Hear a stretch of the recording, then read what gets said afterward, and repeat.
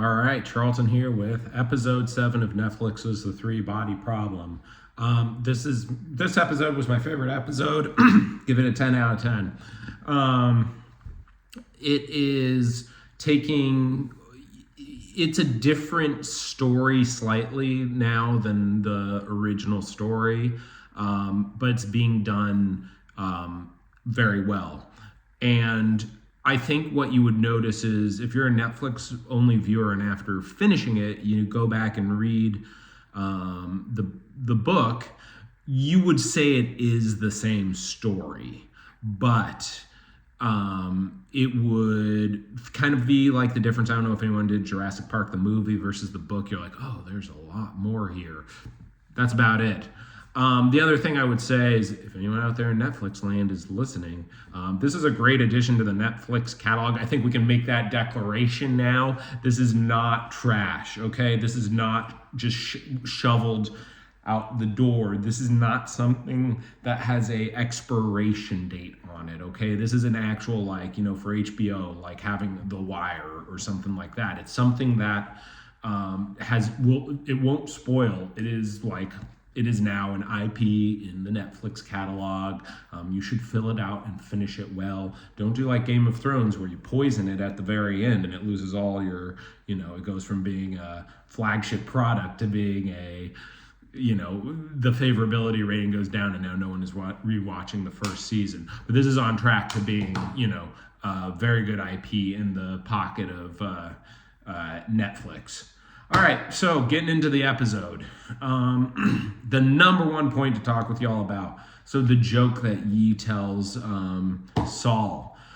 Yeah, the joke. What is going on with that? I think that's the most important part of the entire episode. It's a change from the book. There's a number of things that stood out to me, using Einstein as the person in it. I don't know if that has significance. I truly don't know if that has significance or if that's just, there are times in the book where they use physicists, as you saw in the VR game, where, it's because there is a little bit of a tie-in, but they're also acting in very different ways, right? Like they'll be like, Copernicus and, oh God, I'm forgetting the other names. There is a modern guy there, but I'm forgetting the name. But anyway, they're not acting like real physicists. They're just kind of stand-ins. Since Yi is but that's coming from the Trisolarian side. Since Yi is connected with the Trisolarian side, it seems like it's being done kind of in the same way. So it's very interesting. What's interesting is she also then says, it's a joke that's only important to two people. And she says, don't play with God. And it's the most important thing to those, two people. And very important for, someone surviving. That's the final poignant point. I'm just minor spoilers, but you've been along the ride with me. So this, I think, is mirroring the galactic anthropology message that is passed on in the book, which is the crux of Dark Forest theory. Why am I so sure about this? Because right before she has that talk, she has two books in front of her. One is the Fermi Paradox, and the other one is game theory. I think this is a well done way to do it. I wouldn't have exactly done it like this. I actually would have talked about the Fermi Paradox and game theory a little bit. This just goes back down to the potential stupidification of the or presumed stupidification of the American audience that I think Hollywood often presumes that their viewers are, have a reading level of a second grader or something like that and a comprehension level of a kindergartner with an iPad. They're like, oh, well, we can't talk about the Fermi Paradox, but if we show a book, the people who can read will, and have seen it before, will be able to make that connection. And for the other folks, they'll just be able to coast along. I mean, at a certain point, is media even worth making anymore? If that is what you have to do, where you literally have to spoon feed people the plot. And rant. So game theory, very interesting. If you don't know what it is, it's simply the idea of when people work together, there can be a greater good. But if that's where the term like net sum gain comes from, where, you know, two people working together, instead of having an adversarial relationship, they can produce more. Conversely, you know, if one person is a bad actor or dishonest, they can still profit, but the other person gets nothing or gets a negative. There's a good Mr. Beast video out there where people are locked in a shack for like 100 days, and they're going to split the prize, but at the very end, they're given the option. They weren't told this in advance, that they can either steal or cooperate. If one person steals and the other cooperates, you know, then they get everything. But if they both steal, they get nothing. So there you go, Mr. Beast explaining game theory. Then when it comes to the Fermi paradox, a lot of you are probably familiar with this, but I'm just going to riff on it for a second. You know, that's why haven't we seen alien life? There's a whole bunch of potential reasons. One is called like the Great Filter, which would mean that, commonly known to, you know, in common nomenclature. And then this book introduces one more theory, which is why it's so awesome. Book 2, really. So the Great Filter, which would essentially, people thought it was either, I mean, pretty much nuclear weapons is the Great Filter. Once you have a weapon capable of killing yourself, most civilizations that hit that point end up killing themselves. The other Great Filter is environmental destruction, you know, again, because of, essentially externalities. So any society that doesn't have a net collective, you know, interest in good would end up, you know, destroying their own environment as they progress to a, you know, higher level society. Oh, what's the name of it? Where it's like 1.0 is harnessing the power of your planet, 2.0 is harnessing the power of the sun, and then 3.0 is harnessing the power of the galaxy or something like that. So as they progress towards a 1.0 society, harnessing the power of the planet.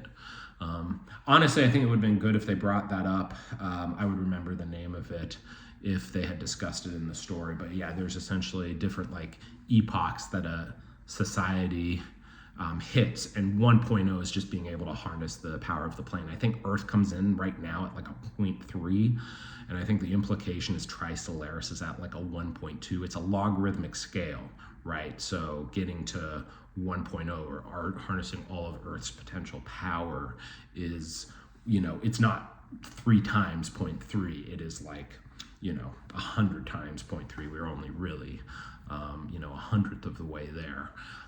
And then Tri-Solaris is way more than that.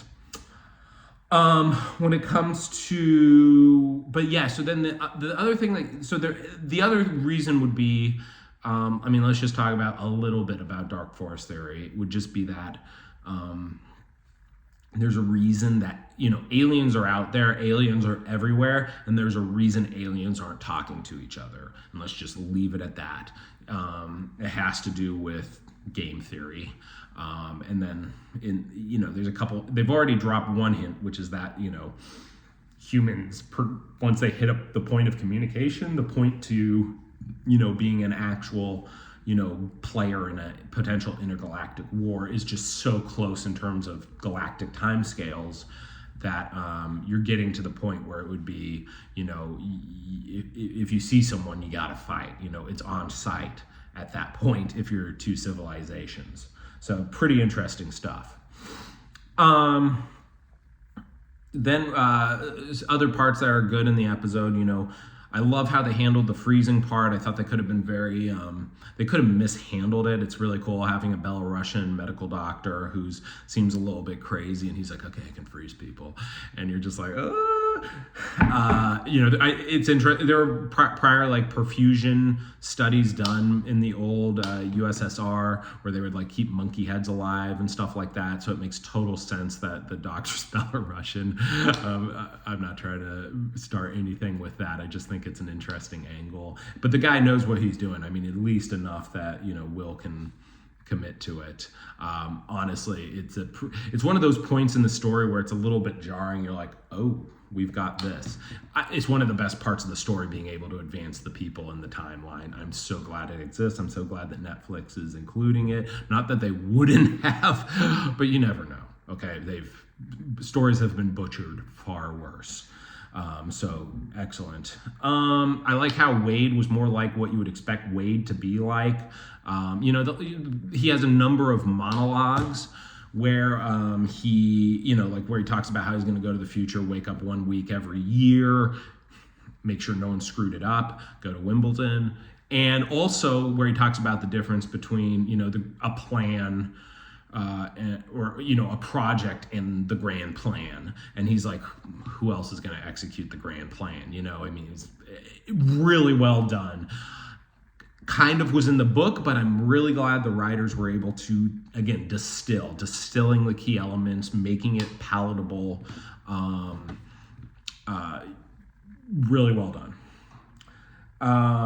Also, the Wallfacer epiphany is very well revealed. Definitely done in a different way than in the books. Earlier, I think it's fine. I am really glad they're bringing the Wallfacer part in early. That is, I think it should kind of go, bang the reveal, bang the nuclear solar sail, and then bang Wallfacers, and they're doing it. So there is nothing I would change. That's part of the reason I'm giving this episode 10 out of 10 is they took the books, and I think they, maybe blasphemy to say this, but they made it better. They made it better. They adapted it correctly. Not that I'm the only source for if it's right or not, but it's just my strong opinion that this part was adapted correctly. This part of the book, you're at a little bit of a danger for losing inertia. I'm so glad that they're finishing strong. I would say it was for the material they had, it was a weak start. Okay. Again, no offense. I've probably offended, if anyone's watching this who worked on the project, I'm sure I've offended them, but no offense. But it was a very weak start. That was a risky move, but they are finishing strong. I mean, if I'm giving it 10 out of 10, I mean, what more can you say? Clearly I would shake your hand if I met you, good job. Next time, get a bigger budget for episodes 1 through 3 and hire some extras and do a few more sites.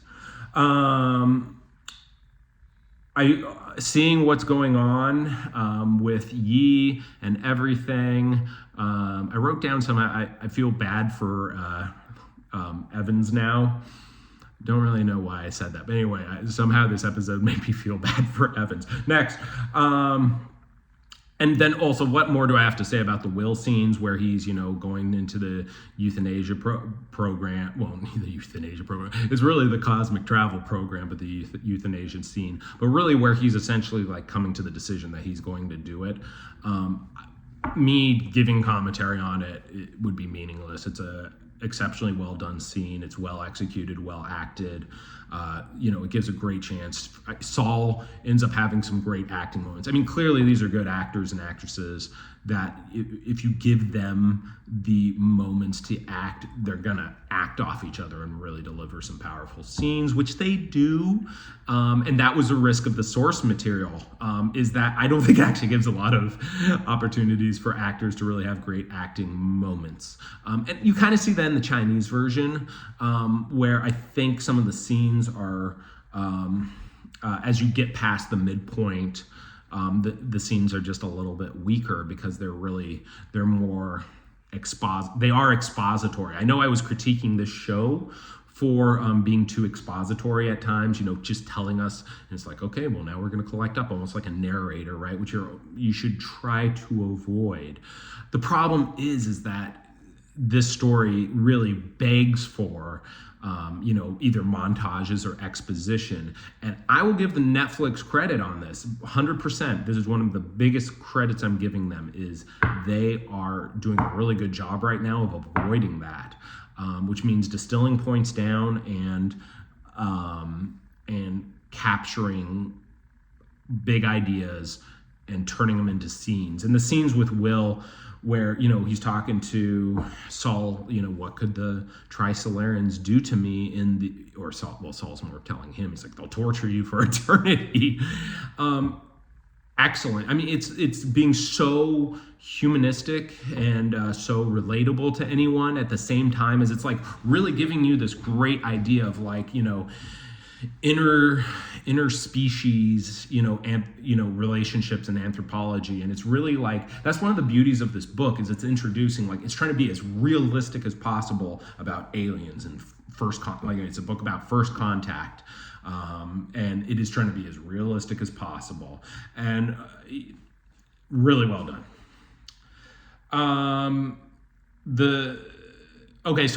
We all see at the end, like, Yi has now had, she's got a mark on her. The Trisolarians have put a hit out on her, so Tatiana's going to go take care of it.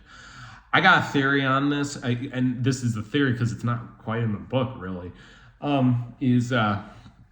The Sophon saw her, talking some weird stuff with Saul, and they don't understand it. Okay, that's the important part. They don't understand anything she's saying. I don't understand what she's saying anyway, as I told you in part 1. But they're just like, they know we can lie. They no longer have like 100% confidence in her. They're just like, cut her. Because I think they're afraid that she has inferred more than anyone else on the planet has about what it takes to fight the Trisolarans, and that is all I am going to say about that. The only plot hole, but I think this is in the book too, is they should immediately kill Saul now, instead of when as one of the viewers of my last video said, he is a stand-in for one of the characters in the book who becomes a wall facer. So there are reasons. I think they're going to explain them well. We're on a good track. This is awesome.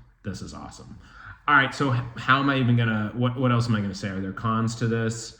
Yes, there's one major con, but not so much to this episode, to more the last couple episodes. Okay, there's one scene that's missing that should have 100% been in. I don't care what you say. I don't care at all. This scene should have been in the show. Full stop. It's a scene where they get into a telescope and they point it and they start scanning the sky between the Trisolarian homeworld and Earth, and they see evidence of the fleet moving through a dust cloud. Okay, that scene should have been in it. So I understand that Netflix has tried to substitute it with like, oh, crazy computer happenings. As soon as the We Are Bugs scene hits, then that's it, right? I mean, then that's, clearly the Trisolarans have overtaken us, and the blinking eye. I get it. I think it was so much better when, everyone was suspicious. They're like, are the aliens out there? Is this mass psychosis? Is it a cult? They then see evidence of a fleet that would have perfectly timed with when the fleet said they launched. Even with the 4 light-year delay, that passed through a gas cloud, and you see the trails of the ships. That's such a haunting scene from the books, that they're not going to observatories enough in the Netflix show. The observatories are really cool backdrops. In the Chinese show, they go to observatories a bunch. They have some scientific equipment going on. They kind of explain what's going on. I understand, again, we're not going to get all of that, but you need that one observatory scene where you see like the telescope turning and pointing up into the sky, where they're, and then and immediately being like, oh God, there's evidence. This is real, and then that prompts all these, the world is on notice. Like, it is real. It is coming. There's not just sending a Sophon. There's a fleet that's capable of perturbing so much gas you can see it 4 light years away. Like, this is a galactic scope of a threat. My other commentary. Oh God, you guys aren't gonna want me to go there, but like, if anyone's ever seen Neon Genesis Evangelion, if you haven't, don't watch it on my recommendation, that's for sure. I like it, but you can't recommend that show to other people. There's an organization called NERV, which is this like multinational non-governmental spook society. And they always have these really, really chilling meetings where everyone like holograms in, and they have these discussions, and It works. I mean, pretty much everything about Nerve should have been replicated into this show, right? Because it gives this feeling of like this really big organization that's slightly bureaucratic. It also has almost a dictatorial leader. So you combine, you can tell the Netflix show is trying to combine, both bureaucracy but also dictatorship, and that juxtaposition gives you, it's a very chilling effect, because especially to people from liberal democracies, you're like, ew, this is what we have to do now, yeah.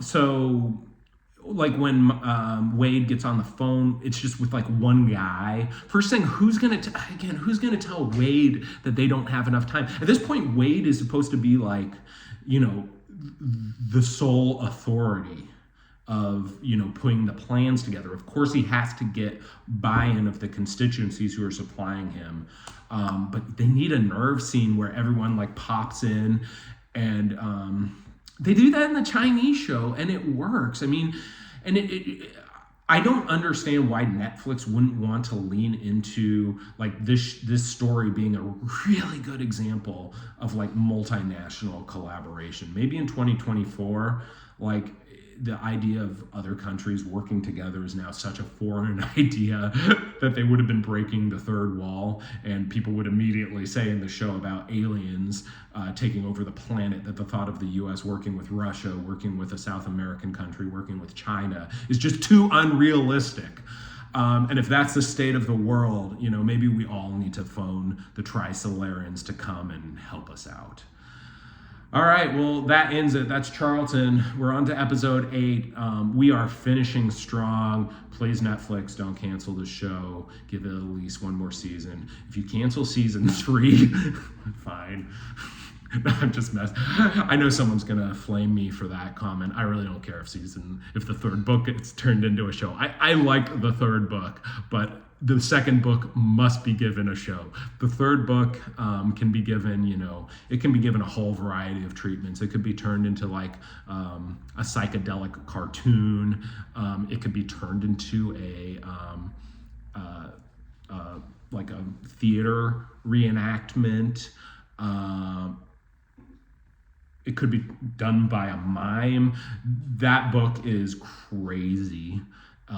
And however they want to handle that, I think that's fine. But book 2, The Dark Forest, begs for a incredibly internally consistent story, just like they've really handled since episode 4 to 5. That please handle it that way, and it will be, it'll be like What Shows Got Better season 2. I mean, it'll be like The Godfather Part 2 in that case. It'll be the improvement on the original. Yeah, that's it. Have a great day.